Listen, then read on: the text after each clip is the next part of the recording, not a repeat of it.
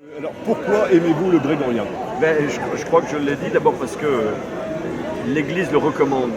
Et si elle le recommande, c'est parce que ça fait partie de sa vie. Le chant grégorien est né de la liturgie. On ne sait pas très bien d'ailleurs si les mélodies grégoriennes précèdent la rédaction des formules liturgiques ou s'ils coïncident avec eux. Toujours est-il que le graduel romain, qui est le carnet de chant de l'Église latine, est un missel chanté. Donc je crois qu'il y a un lien congénital entre le chant grégorien et la liturgie de l'Église dans son déploiement à travers l'histoire.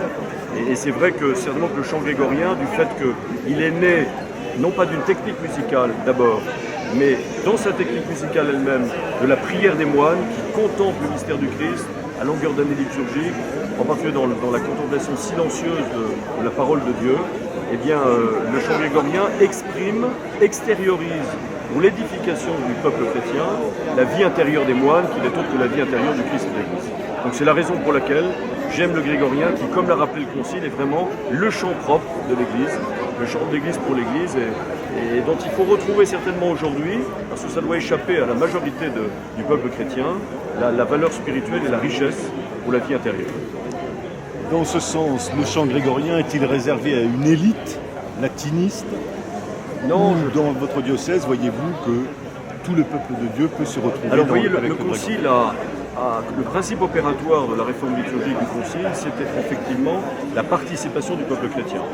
Et c'était déjà l'idée profonde du pape Saint Pie X, dans son motu proprio Tra le Sollecitudini en 1903, qui voulait que la participation à la liturgie soit vraiment la source d'une vie véritablement chrétienne.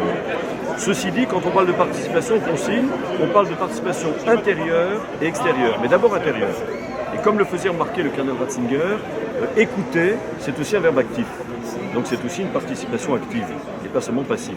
Alors ça veut dire qu'il faut trouver un équilibre entre des chants, ça peut être le chant populaire, mais c'est aussi le chant grégorien, dont certaines cantilènes sont amies de la mémoire du peuple de Dieu, donc des chants qui permettent la participation du peuple, et aussi la création, comme l'a suggéré le Concile, avec insistance aussi, de scola, de scolae cantorum, de chœurs de chant, de maîtrise, dans les cathédrales en particulier, qui permettent de mettre à la disposition du peuple chrétien ce patrimoine de musique sacrée, en particulier chant grégorien, pour ce qui est des pièces un peu plus difficiles.